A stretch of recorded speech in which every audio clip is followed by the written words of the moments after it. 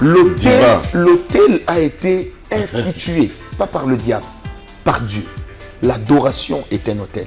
La louange est un autel. Permettez-moi d'être très, très, très cru. Je vous en prie. Nous avons aujourd'hui des prédicateurs de la sainteté, mais qui ne sont pas saints. Et même quand aujourd'hui nous avons des pasteurs qui sont contre les autels, on se pose la question, qui d'entre nous a déjà construit un temple à Dieu avec sa poche? Vous venez chez nous au Congo, des dirigeants jusqu'au dernier, on a les mêmes comportements. Et j'ai dit à mes amis de l'Est, j'ai dit la guerre entre souvent par ici. Parce que le diable connaît l'importance que ces terres revêtent pour notre pays.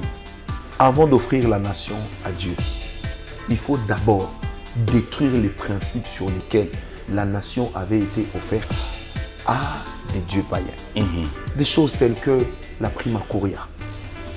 La prima curia a dirigé ce pays. C'est tout un hôtel. Oui. Parce que le problème avec les hôtels, c'est quoi? Ceux qui les ont érigés peuvent être partis. C'est comme les alliances. Mais leurs répercussions restent. Depuis 20 ans, toujours 4 janvier. Toujours 4 janvier pour deux raisons. Parce que c'est le premier jour férié après le nouvel an. Et nous aimons bénir l'année au début. Pourquoi le 4 janvier? Parce que c'est aussi la fête des martyrs, la commémoration de nos martyrs. Nous voulons encourager nos frères et sœurs de l'Est et leur dire que nous sommes avec vous. Dans nos prières, même dans nos publications, nous sommes avec vous. Nous prions que le Seigneur Dieu vous fasse grâce. Nous prions que la main de Dieu puisse mettre la paix, que l'ennemi soit bouté dehors, que les négociations interminables se taisent et qu'enfin notre pays remporte la victoire. Nous sommes avec vous, nous prions pour vous, parce que le Congo, c'est notre héritage commun. Paix et grâce.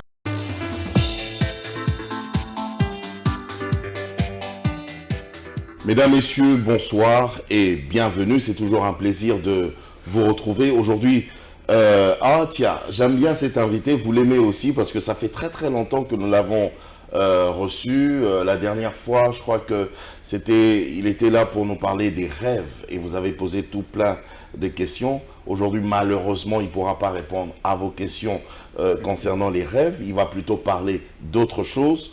Le prophète Francis Ngawala, on aime bien l'appeler Père Franck. Shalom.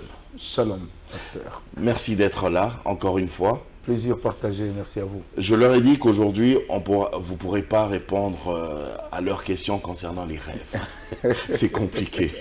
Il y en a tout plein. Mais en tout cas, il y a une activité que vous organisez. Ça fait 20 ans déjà que vous organisez cette activité. Bravo déjà, mais ça c'est aussi par la grâce de Dieu.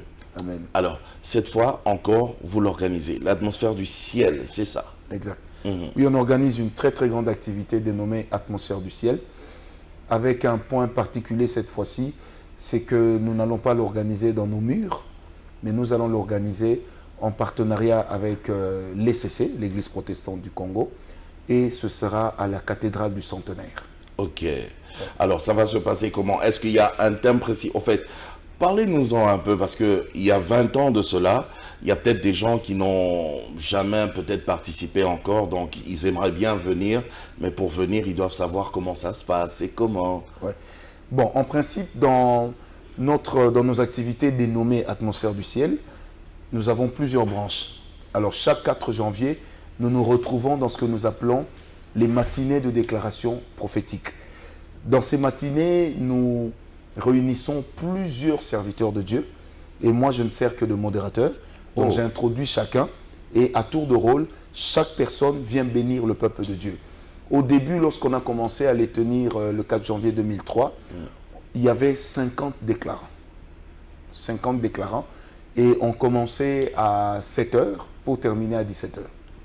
Ouais. Et chaque serviteur de Dieu avait une dizaine de minutes pour faire ce que l'Esprit lui demandait, s'il va prêcher, s'il va prier, s'il va prophétiser, peu importe ce qu'il faisait, mais c'était pour bénir l'œuvre de Dieu. Alors, avec le temps qui court, nous avons diminué un peu le timing. On est à 7, 8 déclarants, mais nous avançons très bien. Alors, avec la déclaration prophétique du 4 janvier, la chose la plus épatante, c'est quoi? C'est que non seulement nous allons la faire avec l'Église protestante du Congo, mais deuxièmement, nous allons également avoir 2 types de déclarants. Donc nous aurons nos déclarants, ce que j'appelle habituels, qui sont toujours là, Et j'en profite d'ailleurs pour, avec votre permission, pour jeter des fleurs à l'un d'entre eux et à un deuxième. À l'un d'entre eux, particulièrement l'apôtre Jonathan Mongali, qui a toujours été là depuis le premier jour. L'homme de Bonganga Nzambe. Voilà. Donc depuis le premier jour, il a toujours été là jusqu'à aujourd'hui. Donc, il est toujours avec nous. C'est le seul déclarant qui est toujours revenu après lui. Il y a le prophète Jogras qui, après Mongali, c'est lui qui a toujours été là également. Oh, oui. Depuis le début. Depuis le début. Okay. Donc, le prophète Jogras est venu 2 ans après. Mongali a commencé et jusqu'à ce jour, on continue à cheminer. Alors, nous aurons également d'autres serviteurs de Dieu. C'est uniquement des prophètes ou bien... Non, du tout. N'importe quel homme de Dieu qui sera choisi, mais l'apôtre qui a Mongali le don. est apôtre. Il est apôtre, oui. Il y a le pasteur Flarin Kanto, qui est souvent là aussi, il est pasteur. Il y a le docteur Makangu Silas, qui est docteur et qui sera là également. Il y a le prophète Jean Toto Chabani, qui lui aussi sera là. Et certainement, pasteur Annie Kondo Akondo. Ça, elle, c'est la femme qui est toujours revenue.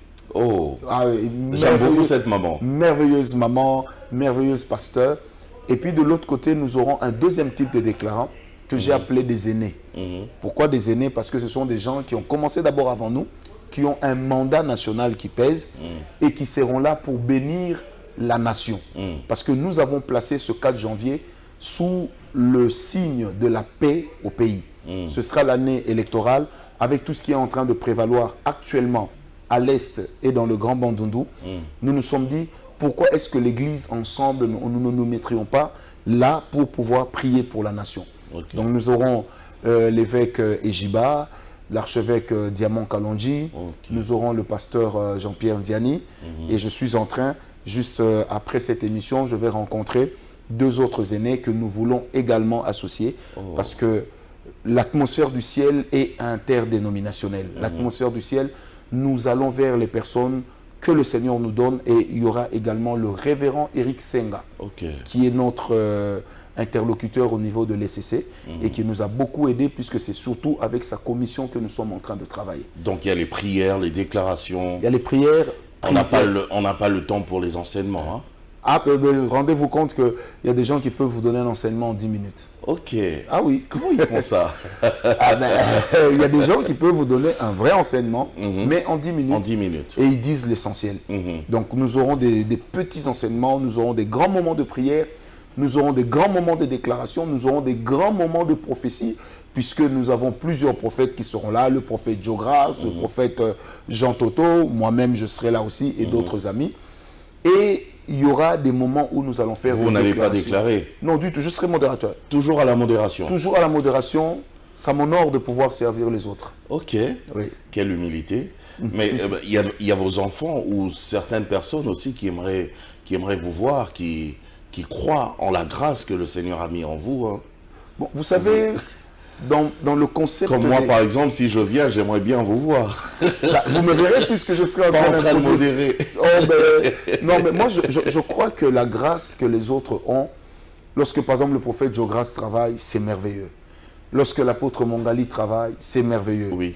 La manière dont le pasteur Flarin Kanto décortique la parole de Dieu, c'est merveilleux. Oui. Quand le docteur Silas, très intellectuel, parle, c'est merveilleux. Lorsque le prophète Jean Toto parle par exemple des hôtels, lorsqu'il parle des terres, il parle des bénédictions, c'est merveilleux. Lorsque le révérend Senga parle aux chrétiens sur la prise en charge, sur le réveil, c'est juste merveilleux. C'est merveilleux. Ils sont... Oh, il y aura beaucoup de grâce. Maintenant, imaginez de l'autre côté tous nos aînés qui seront là et qui vont nous bénir. Ce sera juste extraordinaire. Et en plus, c'est ouvert à tout le monde. Serviteurs de Dieu, politiciens, commerçants, hommes ou femmes d'affaires, étudiants, élèves. J'ai toujours dit... Chrétiens ou pas chrétiens. Chrétiens ou pas chrétiens, le Congo est ce que nous avons en commun. Ok. Et nous espérons aussi avoir, pourquoi pas, les plus grandes autorités de notre pays. Ah oui. Parce que pour nous, c'est très important, lorsque nous prions pour la nation, que nous puissions avoir ces gens. Et tenir cette action au niveau de la cathédrale du Centenaire, ça vaut son pesant d'or pour nous. Oui. C'est très important. Ça sera à partir de quelle heure? À partir de 9 h. Et le thème, ce sera « Ceux qui rendent le pays habitable ». Amen. Amen. Amen. Il faut y être, c'est très très important. On va y revenir à la fin de l'émission. J'ai envie de parler de quelque chose qui fait couler beaucoup d'encre et de salive. Vous avez parlé d'ailleurs parmi les orateurs, le pasteur Jean Toto qui parle de ça aussi, des autels. Ah oui. Et vous-même vous en parlez également, mais vous, vraiment carrément, vous êtes attaqué et tout ça, je pense qu'on ne vous comprend pas. Alors, j'aimerais que nous puissions tous comprendre aujourd'hui, à travers Dites-moi tout, vous allez tout nous dire autour des autels. Déjà, quand pouvons-nous parler des autels? Nous parlons des autels dès lors que nous parlons de la conversion. Nous parlons des autels dès lors que nous touchons la parole de Dieu. La Bible, c'est le livre des autels par excellence. Le salut est venu par un autel.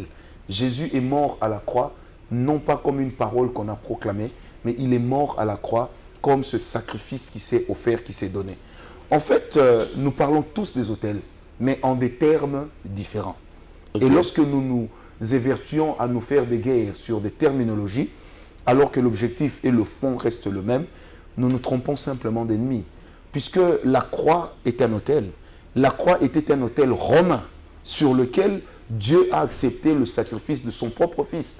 Et le sacrifice ultime, c'est celui de Christ à la croix, qui reste irremplaçable. Okay. Alors quand nous parlons des autels, même de les bâtir, les gens ont l'habitude de dire, mais à la croix, Jésus a tout accompli. Moi, je reprends toujours, Jésus a tout accompli. Ça veut dire qu'il nous a donné la provision qu'il nous faut, mais c'est par la foi que nous allons vers la provision. Parce que le tout accompli de Jésus à la croix, qui est parfait, aujourd'hui dans nos églises, nous avons toujours des gens malades. Aujourd'hui dans nos églises, nous avons toujours des gens qui font des cauchemars. Aujourd'hui dans nos églises, nous avons toujours des gens qui ont des cœurs blessés, qui changent même des églises et des pasteurs, qui insultent même leurs anciens pasteurs. Et pourtant, ça fait partie... Ils se disent, il n'y a pas de puissance là-bas. Et pourtant, ça fait partie du mandat avec lequel Jésus a commencé son ordre de mission, dans Luc 4, verset 18. Mais dans le tout accompli, ça ne veut pas dire que Dieu a ôté à l'homme sa part. Sinon, on ne prierait plus. On se convertirait, on croiserait les bras et on serait dans un attentisme qui ne dirait pas son nom. Alors, ce que nous appelons aujourd'hui autel, en réalité, ce sont les offrandes, les sacrifices et toutes ces choses que nous apportons à Dieu, d'abord comme étant des actes de foi. Et le Seigneur Jésus de sa bouche a dit, ce n'est pas l'offrande qui sanctifie l'autel, c'est l'autel qui sanctifie l'offrande. Et c'est sorti de la bouche de qui? Du Seigneur Jésus. Juste une parenthèse, prophète. Donc, si je comprends bien, il n'y a pas que les autels, je vais dire, démoniaques, diaboliques. Non, du tout. Il y a aussi des autels divins. L'autel a été institué, pas par le diable, par Dieu. Dans la tente d'assignation, vous avez l'image de l'autel. Il y avait l'autel des holocaustes, il y avait l'autel des parfums, l'autel d'or et consorts. Alors, lorsque Jésus vient mourir à la croix, il meurt sur quoi?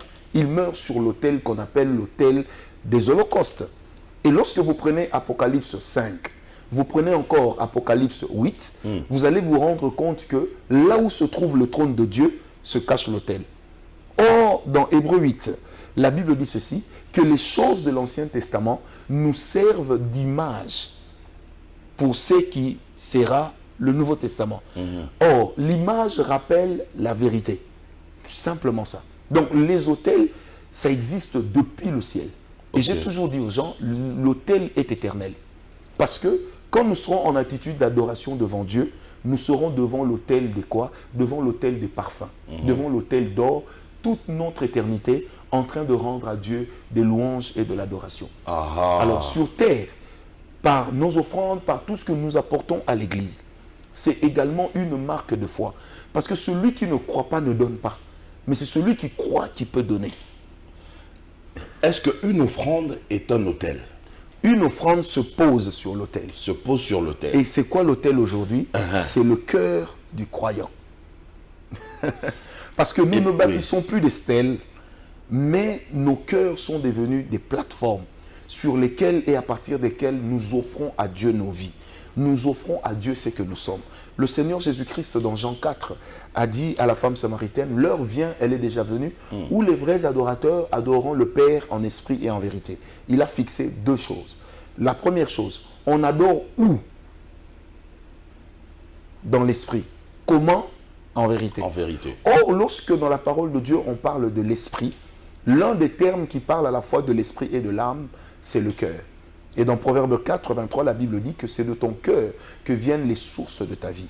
Ça veut dire qu'aujourd'hui, nous ne faisons plus des stèles, mais aujourd'hui, lorsque je veux offrir à Dieu, c'est d'abord mon cœur que j'offre, tout en sachant que l'initiative de l'autel, c'est d'abord Dieu. Okay. Mais de l'autre côté, dans Romains 12, versets 1 à 2, l'apôtre Paul nous dit « Offrez donc vos corps à Dieu, ce qui sera de votre part un culte bon, doux, agréable et parfait. » Donc ça veut dire que même si quelqu'un donne $1 million à l'église, si son cœur n'est pas parfait, ce n'est pas un culte auquel Dieu prend plaisir. La qualité du cœur, la sanctification, c'est la première des choses que nous offrons à Dieu. Vous savez, les gens ont tendance à vouloir opposer ce que nous appelons les sacrifices avec l'œuvre de la croix, alors que ça n'a rien à voir. Ça n'a rien à voir. Ça veut dire que c'est juste la part de l'homme. La croix n'exclut pas la part de l'homme, bon sang. Sinon, nous allons tous nous croiser les bras et nous attendons que tout aille bien. C'est pourquoi vous allez remarquer qu'aujourd'hui, lorsque nous sommes dans des domaines de compétition, les chrétiens perdent souvent. Pourquoi? Parce qu'ils pensent que la grâce va tout faire. Ils peuvent ne pas le cas. Ils peuvent ne pas étudier, la grâce va tout faire. C'est pas le cas. La grâce n'ôte pas la méritocratie. Parce que même la grâce est venue d'une loi qu'on appelle la loi de l'esprit. Et c'est ce qu'on appelle en grec une loi, c'est ce qu'on appelle en grec la loi antolée. Ça veut dire une loi qui est là pour nous conduire vers nos objectifs. Parce qu'avec nos actes de foi, nous ne changeons pas notre destination au ciel. Non, nos offrandes ne changent pas Dieu. Mais nous avons la capacité d'affecter notre environnement direct par la qualité de ce que nous apportons à Dieu. Vous savez, si aujourd'hui Jésus venait dans nos églises très intellectuelles, le Seigneur Jésus, en voyant la femme qui a donné peu, mais qui a donné plus que tout le monde, Jésus lui aurait dit « Oh mais non, tiens, tu es dans le besoin, c'est plutôt à moi de te donner. » Parce que Jésus avait un ministère qui était reconnu et pour lequel il payait les impôts. Or, pour payer les impôts avec des pièces d'or, ça veut dire que le ministère de Jésus était un ministère qui générait de l'argent. Mais pourquoi n'a-t-il pas refusé l'argent de cette femme? Parce que cette femme a donné de tout son cœur. Elle a donné comme un acte de foi. Et en tant qu'église, même en tant que pasteur, même en tant que sauveur, on ne peut pas refuser ce que la personne apporte à son Dieu. L'adoration est un autel. La louange est un autel. Dès que nous recevons Jésus, nous quittons l'autel des holocaustes vers l'autel des parfums. Où notre adoration est agréable à Dieu. Aujourd'hui, une fois que j'ai Jésus, parce que le Seigneur Jésus, c'est mon autel des holocaustes. Il a payé pour moi. Il a été crucifié pour moi. L'apôtre Paul, vous allez remarquer. Donc je viens tout déposer sur Jésus. Je dépose tout sur Jésus.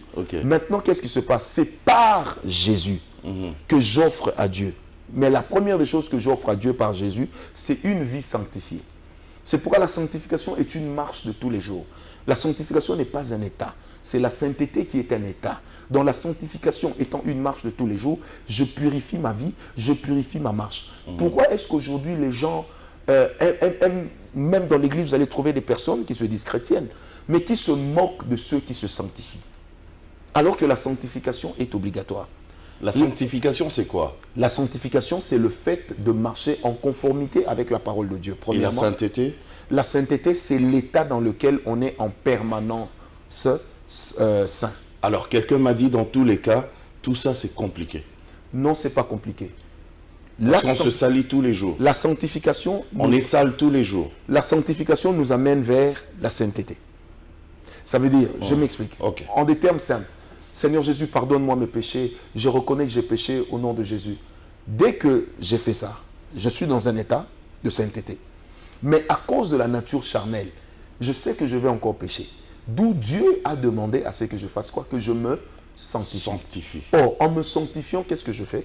Je crucifie d'abord les œuvres de mon ancienne nature qui me rappellent d'où je venais, les œuvres de mon ancienne nature qui me rappellent que j'étais loin de Dieu. Parce qu'aujourd'hui, vous avez des chrétiens qui parlent en langue, mais que l'apôtre Paul dit être des hommes animaux. Ça veut dire des personnes qui sont dirigées par leur chair, des personnes qui sont dirigées par leur regard, des personnes qui sont tout sauf des personnes spirituelles. Et ça, vous savez, et aujourd'hui, je vais vous dire la vérité. Permettez-moi d'être très, très, très cru. Je vous en prie. Nous avons aujourd'hui des prédicateurs de la sainteté, mais qui ne sont pas saints. Je vous explique. L'Église, aujourd'hui, malheureusement, sous l'influence de certaines grandes communautés, a réduit l'espace du péché à l'impudicité et à l'adultère. C'est ce que je... Celui qui vole ne dit pas qu'il problème. pêche. L'hypocrite ne dit pas qu'il pêche. Celui Le qui jaloux insulte ne dit pas qu'il pêche. Nous, on a vu même dans le l'Église, jaloux, le calomnieux. Il calomnie, il est dans la médisance, il appelle les gens pour dire quitte cette église, le pasteur est mauvais, là il ne pêche pas. Non, il ne pêche pas. Mais il te dira, Celui qui picole. je ne suis pas les femmes d'autrui, je ne suis pas dans la masturbation, Je ne suis pas dans les boîtes de nuit. je ne suis pas dans les boîtes de nuit, donc je me sanctifie. Vous savez, c'est pourquoi, bien aimé, il est important qu'on le sache. La Bible dit, sans la sanctification, nul ne verra Dieu. La sanctification, c'est un package. On ne prend pas une partie pour laisser l'autre partie. On doit prendre le tout. Moi, j'ai vu des gens voler l'argent dans les églises. Oh, mais dire qu'ils sont saints. Voler dans Voler les paniers. Voler et dans les paniers, même voler. Même dans la caisse. Même voler l'argent des projets de l'église. Oh là là. Je vous dis la vérité. Ils volent l'argent des projets. Vous confiez à un ancien la gestion par exemple, du projet à chaque parcelle. Ils volent l'argent. Oh là là. Mais je vous dis. Donc, il vole l'argent. Mais il dit, je me sanctifie parce que je n'ai pas une deuxième femme. Mais l'argent là que tu as volé, il a dedans, c'est l'autel des saints. C'est le sacrifice des saints. Et même quand aujourd'hui nous avons des pasteurs qui sont contre les autels, on se pose la question, qui d'entre nous a déjà construit un temple à Dieu avec sa poche? Peut-être qu'il y en a, mais moi je n'en connais pas encore. C'est quand nous demandons aux chrétiens de participer par leurs sacrifices, par leurs offrandes spéciales, en réalité, nous demandons aux chrétiens de bâtir les autels dans la maison de Dieu. Okay. C'est pourquoi je vous ai dit, nous prêchons tous les autels, mais en utilisant des termes différents. Mais quand vous parlez de la sanctification, vous comprenez maintenant pourquoi ce téléspectateur-là dit que c'est compliqué? Non, c'est pas compliqué. Parce qu'il y a des tares, des péchés qui deviennent récurrents. Et je fais comment? C'est pas compliqué dans la terminologie, c'est compliqué dans l'application. Mais quand c'est récurrent? Quand, vous savez... je le fais, je me sanctifie, je le refais, je me sanctifie, je le refais. Vous savez, le problème c'est quoi? Oui. On ne doit pas nier les faits. Il est de ces péchés qui lient certaines personnes à partir de leur lien de famille. Oh, posez-vous la question. Pourquoi est-ce que le Seigneur Jésus, quand il parle à Pierre, il dit, Simon, le diable t'a réclamé pour te cribler. Pourquoi il ne l'appelle pas Pierre? Mais pourquoi il l'appelle Simon? Pourquoi? Parce que le problème du lien de Pierre se trouvait dans l'ancienne nature, dans l'identité de Simon. Ok. Et vous allez remarquer que Jésus ne dit pas « j'ai ordonné au diable de ne pas te toucher ». Il en avait le pouvoir. Mais il dit « j'ai prié pour que tu ne puisses point faillir ». Ça veut dire que ton combat, tu dois le mener. Pourquoi est-ce que Dieu dit à Caïn « le mal campe devant ta porte, mais toi domine sur lui ». Parce que ce n'est pas de la responsabilité de Dieu de dominer sur le mal. Mais c'est de notre responsabilité de dominer sur le mal qui est devant nous. Ça veut dire, la grâce te donne les moyens de dominer. Mais il faut que tu utilises cela. Okay. Donc si tu n'utilises pas cela, tu restes comme ça, eh bien, le mal finira par dominer sur toi. Alors, Père Franck, vous avez parlé des autels, vous avez parlé du côté divin. Est-ce qu'il y a des autels aussi du côté maléfique par rapport à nos familles, nos quartiers, voire même la nation? Oh, mais ça, je vous dis, il y en a des tonnes. S'il y en a, est-ce qu'il y a des impacts, des influences de ces autels? Enfin, parlez-nous, expliquez-nous. Vous savez, les autels sataniques existent. Pourquoi est-ce que Satan aime qu'il y ait des autels sataniques? Parce que n'oublions pas que Satan et les démons sont esprits. C'est-à-dire, ils ont été créés par Dieu. Ils ont été créés dans l'environnement divin. Quand vous lisez Apocalypse 12, la Bible dit il y a eu guerre au ciel, pas sur la terre, au ciel. Jésus dira un jour que j'ai vu Satan tomber du ciel comme un éclair. Il est tombé où? Sur la terre. Ça veut dire qu'il a pris le mal qu'il a commis là-bas. Quand on l'a bouté dehors, il a fait descendre ça sur la terre. Et quand vous prenez Romains 6, vous allez vous remarquer que l'apôtre Paul est en train de faire l'apologie du chrétien qui s'élève au-dessus du péché parce que le diable cherchera toujours à le dominer. Quand vous prenez Éphésiens 2, verset 2, la Bible dans la version Darby parle du prince de l'air. Ça veut dire le diable qui fait tout pour vouloir tout contrôler. Alors, quand vous prenez Éphésiens 6, verset 12, dans la version Parole vivante d'Alfred Cohen, c'est explicite, je vous exhorte à voir ce Nouveau Testament, c'est explicite, il dit que Satan, depuis son quartier général, est en train de travailler avec ses acolytes, comment ils vont nous imposer un système sur la terre. Ok. Éphésiens 6, 12, Parole vivante, Alfred Cohen. C'est merveilleux cette version. Ok. En fait, ça veut dire quoi, mon bien-aimé? Pour que le diable atteigne ses objectifs sur les familles et sur les individus, il incite ses acolytes à bâtir des autels. Maintenant, les autels là qu'ils bâtissent sont des autels sataniques, à partir desquels on cherche à exercer une influence sur les hommes. Si vous voulez connaître le genre d'hôtel qu'il y a dans votre tribu, vous voulez connaître le genre d'hôtel qu'il y a dans votre espace, regardez seulement le comportement que les gens ont dans cette tribu. Dans cet espace. Regardez le comportement que les gens ont dans ce quartier. Regardez les comportements que les gens ont. Parce que les hôtels se trouvent toujours entre le ciel et la terre. Et ceux qui bâtissent des hôtels sataniques, qu'est-ce qu'ils font? Ils invitent des esprits maléfiques à agir. C'est pourquoi Donc les hôtels sataniques ont des caractéristiques qui influencent le comportement. Sérieusement. Sérieusement. Ok. Sérieusement. Posons-nous la question. Pourquoi est-ce que Dieu demande à Gédéon d'aller renverser l'autel de Baal, qui ne lui appartenait même pas, qui appartenait à son père? Deux raisons. Gédéon doit livrer bataille contre les Madianites. Mais en ce moment-là, Israël a des hauts lieux. Ça veut dire que les Madianites et les Israélites, en réalité, prient Baal. Ok. Et Dieu fait comprendre à Gédéon que tu ne peux pas aller combattre ton frère. Donc tu dois d'abord renverser ses dieux. Et quand il renverse son Dieu, pourquoi renverser les dieux de son père? Parce qu'au travers du père de Gédéon, il y a le sang de Gédéon dedans. Donc un papa, un parent, peut amener l'identité de ses enfants dans l'occultisme, dans des hôtels sataniques et envoûter des générations entières. Wow. Prenez avec moi Exode 2, Exode 3. Dieu dira ceci.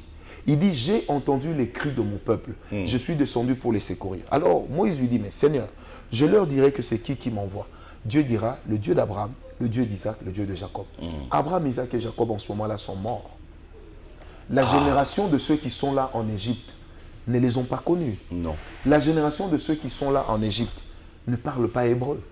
Donc Parce tu vas leur dire... ils se sont tellement acclimatés à la science égyptienne qu'ils sont devenus égyptiens. Tu vas leur dire, Abraham, Isaac, Jacob... Ils sont morts. Mais les autels d'Abraham ont continué à agir. Et Dieu, puisque les autels rappellent les souvenirs de Dieu, tout ce que nous faisons pour Dieu, comme des actes de foi, le Seigneur les garde. Ça agit comment? Par les alliances? Par le sang? Enfin... Merveilleux. Que ce soit le sang, que ce soit quoi que ce soit, c'est la valeur des autels.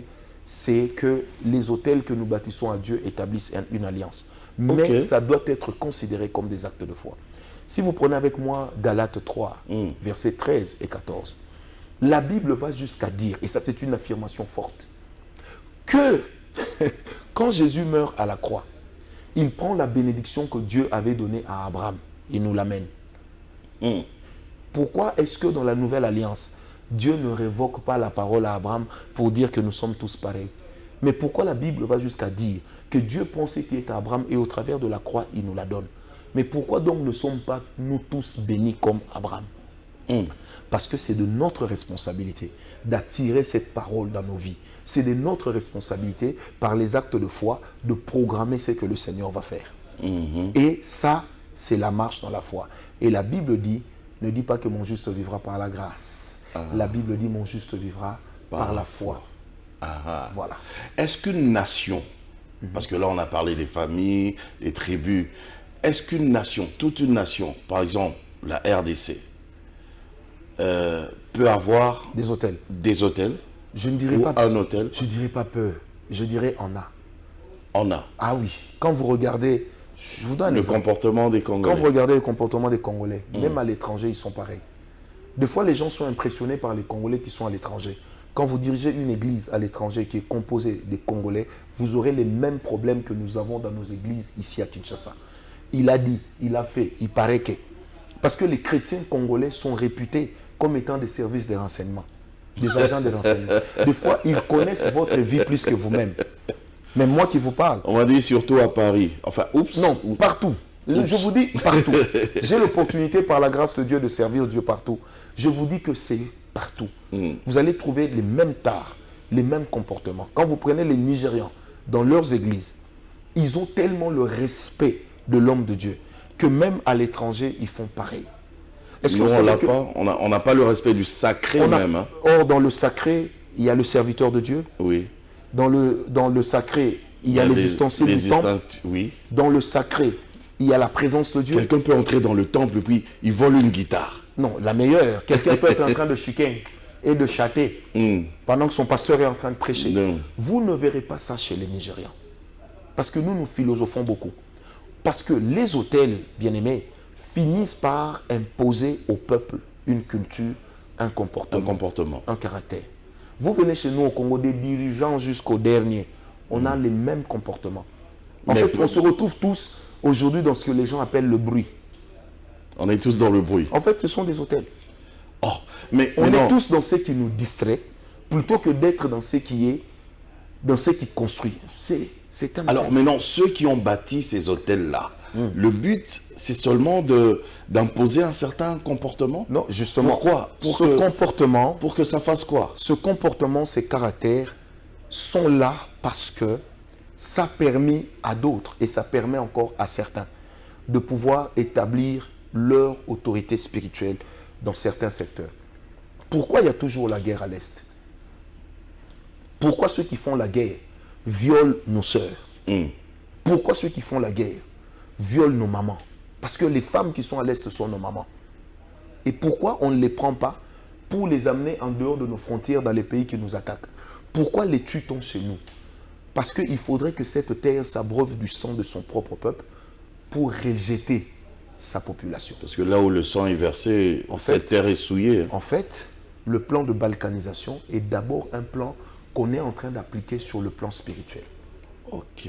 Donc, en versant le ça, on nous a jamais dit ça.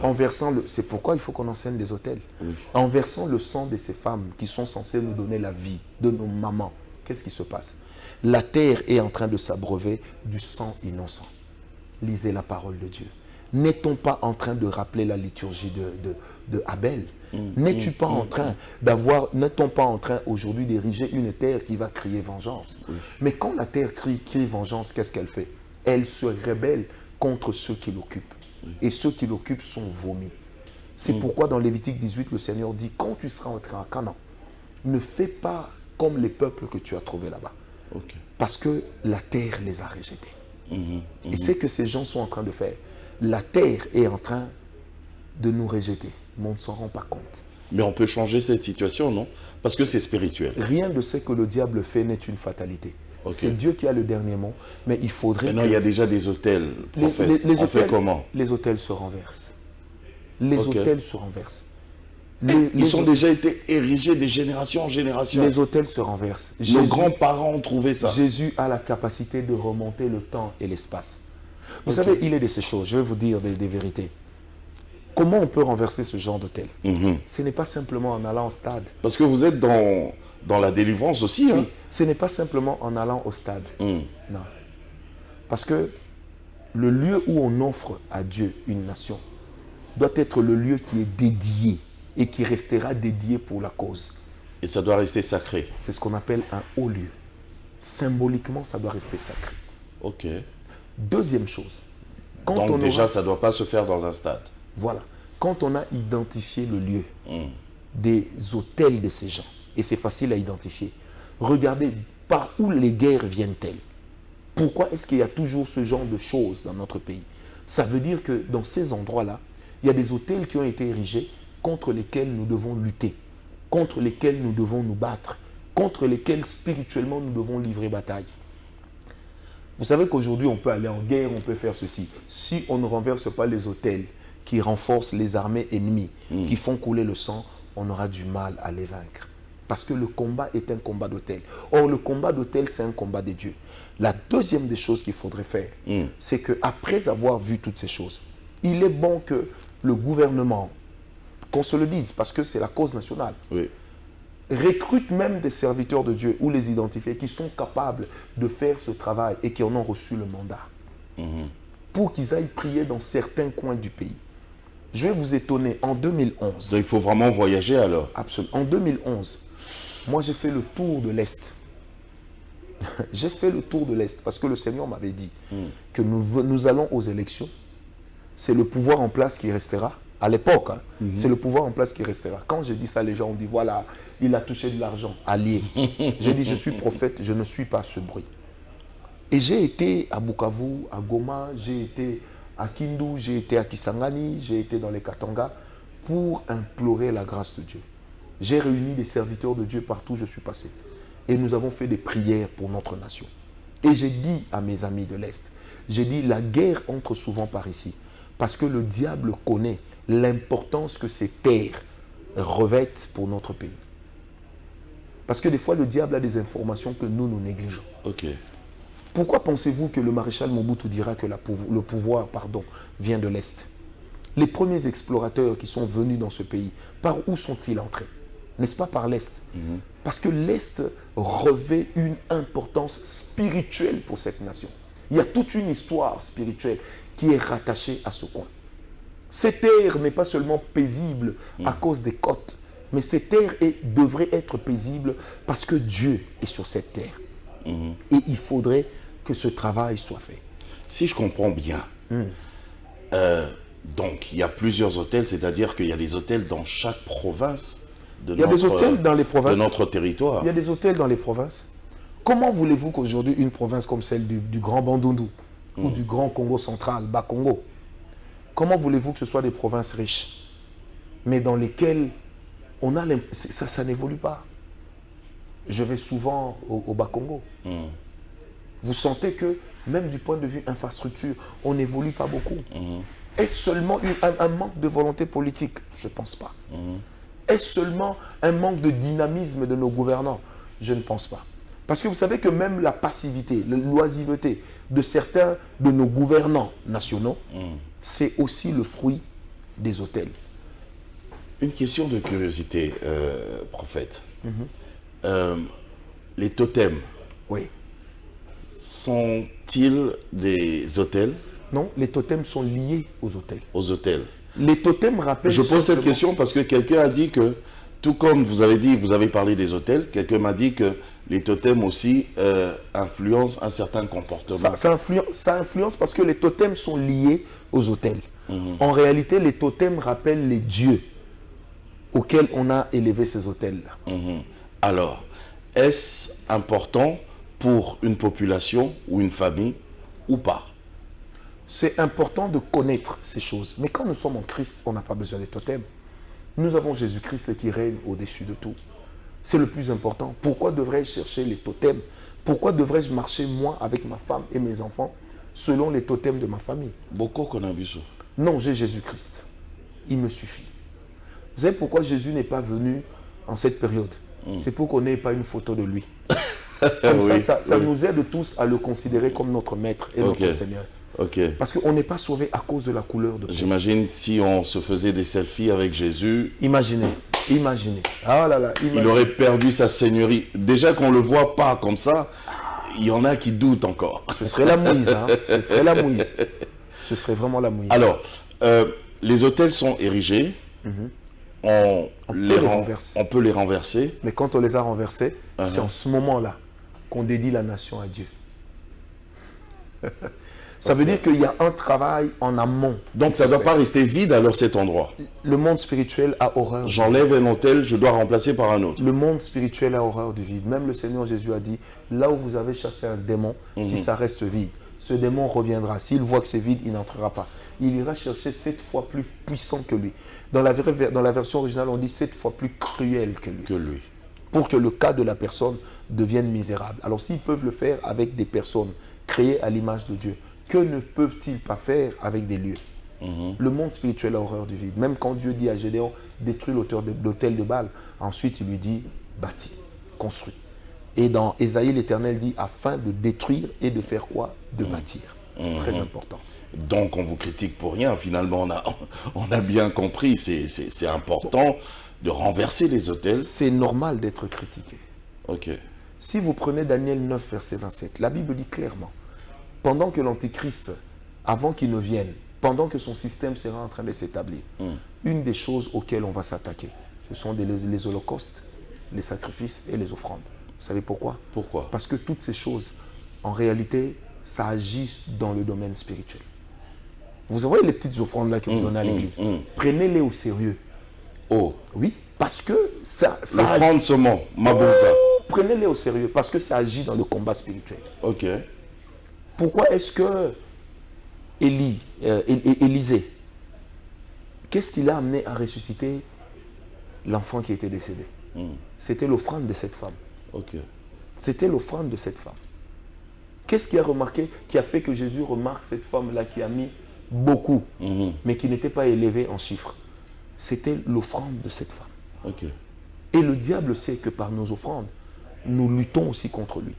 Pourquoi Dieu dit je menacerai le dévoreur? Pourquoi Dieu dit le dévoreur? Ça veut dire qu'il est de ces esprits qui existent, qui veulent maintenir les gens dans la pauvreté. Vous savez, des fois les gens disent qu'au Congo on prie parce qu'on est pauvre. Mais aux États-Unis, il y a plus de personnes qui prient en étant plus sérieuses que nous. Mais dans le pays le plus prospère du monde. Vous comprenez? Donc ces choses, prenons-les au sérieux. Mais j'aimerais revenir avec votre permission sur un fait. Oui, je vous en prie. Avant d'offrir la nation à Dieu, il faut d'abord détruire les principes sur lesquels la nation avait été offerte à des dieux païens. Des choses telles que la prima curia. La prima curia a dirigé ce pays. La prima curia s'est établie dans ce pays. La prima curia... C'était tout un hôtel. C'est tout un hôtel. Oui. Parce que le problème avec les hôtels, c'est quoi? Ceux qui les ont érigés peuvent être partis. C'est comme les alliances. Mais leurs répercussions restent. Il ne faut pas soigner les conséquences. Il faut soigner les causes. Il faut ôter les causes. Alors les conséquences, on pourra les soigner au fur et à mesure. Il faut briser les autels. Il faut les renverser dans la prière. Mais quand on a déjà dédié le pays à Dieu, c'est-à-dire que c'est bon, non? C'est-à-dire qu'on a bâti sur ce qu'il y avait déjà. Or, il faut détruire pour qu'il n'y ait qu'une seule chose. Mais ce qu'on a bâti là, c'est l'autel du Tout-Puissant. C'est l'autel du Tout-Puissant. El Shaddai. Qui repose sur quoi?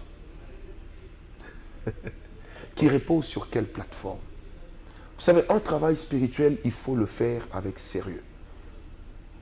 J'ai béni la volonté du chef de l'État. Je bénis même l'acte. Mais il y avait des préalables. C'est pourquoi, vous savez, quand on initie quelque chose, c'est toujours important que chacun reste dans son couloir. Que chacun reconnaisse le domaine dans lequel Dieu l'aide. Vous savez, des fois, les gens pensent, dès qu'on parle du chef de l'État, dès qu'on parle des autorités, les gens pensent que voilà, on veut me voler la vedette. Ce n'est pas une affaire de védétariat. C'est une affaire de la nation. C'est une affaire. Vous savez, aujourd'hui, vous pouvez avoir toute la volonté politique qu'il faut. Mais il faut plus que la volonté politique pour élever le Congo. On peut donner toutes sortes de prophéties. Mais il faut un travail de fond pour élever ce pays. Nous, on a fait des rondes, on a organisé des journées de jeûne et prière, sans crier garde, sans que les gens le sachent. Parce que le Seigneur nous disait, livrez telle bataille pour le pays. Livrez telle bataille pour le pays. Il y aura une rébellion à tel endroit. Levez-vous dans la prière. Faites ceci. Et ce sont des choses pour lesquelles nous insistons pour dire que l'Église doit s'unir pour faire le travail. Alors c'est pourquoi certains combats qu'on amène dans l'Église, c'est le diable. C'est le diable. Malheureusement, nous avons des pasteurs et des serviteurs de Dieu qui ne comprennent pas qu'ils sont en train de jouer le rôle de l'ennemi. Oh. Ah mais oui, c'est comme un homme qui dit à sa femme « je t'aime ». Et quand elle dit qu'elle est malade, il lui apporte des médicaments périmés. Donc il veut une chose et son contraire. Et son contraire. Voilà. Et ça, c'est pas bon. En tout cas, merci beaucoup, Père Franck. Je voudrais, avant la fin de l'émission, que nous puissions revenir un petit peu sur cette atmosphère du ciel. Ah, j'aime beaucoup. Je dois y être, en tout cas. Rappelez-nous encore une fois. Non, c'est même une obligation nationale d'y être. Obligation nationale. Ah oui, carrément. Ah oui. Parce que nous allons prier pour le pays. Nous allons prier pour renverser les autels de ce pays. Nous voulons que tout le monde soit là. C'est ouvert à tout le monde. Le cadre est magnifique. Ce sera quand? Ce sera le 4 janvier 2023. Je répète. Dès le matin. Le 4 janvier 2023 de 9h à 13h. À 13h. Prenez ça comme une convocation solennelle. Où? À la cathédrale du Centenaire. Du Centenaire. Là, de Lingwala. tout le monde peut entrer. Voilà. Voilà. 10 000 places. Même 10 000 personnes. Et nous avons cette possibilité de bouger le ciel Amen. pour notre nation. Vous savez, moi je crois au Congo. Amen. Oui, je crois. On n'a pas tous besoin d'être politiciens pour que le Congo avance. On n'a pas tous besoin d'amener des idéaux, mais on a tous besoin de faire une chose. C'est que chacun de nous a la capacité de prier Dieu. Et la gloire de Dieu viendra au rendez-vous. Atmosphère du ciel, le 4 janvier 2023, à partir de 9h, cathédrale protestante du Centenaire. Pourquoi seulement le 4 janvier? Depuis 20 ans, toujours 4 janvier. Toujours 4 janvier pour deux raisons. Parce que c'est le premier jour férié après le Nouvel An. Et nous aimons bénir l'année au début. Pourquoi le 4 janvier? Parce que c'est aussi la fête des martyrs, la commémoration de nos martyrs. Nous devons savoir que les nôtres ne sont pas morts pour rien. Et que nous le jour où le sang a coulé. Le jour où le sang a coulé. Or, le sang qui coule est un autel. Mais nous ne bâtissons pas sur le sang qui a coulé là-bas, mais nous bâtissons sur le sang de la croix, le sang de Jésus. Amen. Un petit mot pour la nation par rapport à tout ce qui se passe actuellement à l'Est. Nous voulons encourager nos frères et sœurs de l'Est et leur dire que nous sommes avec vous. Dans nos prières, même dans nos publications, nous sommes avec vous. Nous prions que le Seigneur Dieu vous fasse grâce. Nous prions que la main de Dieu puisse mettre la paix, que l'ennemi soit bouté dehors, que les négociations interminables se taisent et qu'enfin notre pays remporte la victoire. Nous sommes avec vous, nous prions pour vous, parce que le Congo, c'est notre héritage commun. Amen. Paix et grâce. Amen. Merci beaucoup, prophète Francis Ngawala. Amen. Merci. Père Franck. Vous aimez quoi, Père Franck ou prophète Francis? Oh, c'est pareil. C'est pareil. Mais tout en disant que Père Franck, c'est un surnom que j'ai depuis que je suis païen. Ah. Ouais. Que Dieu soit béni. Ok, d'accord. On va en parler une autre fois. Merci de nous avoir suivis. On se retrouve la prochaine fois. Au revoir.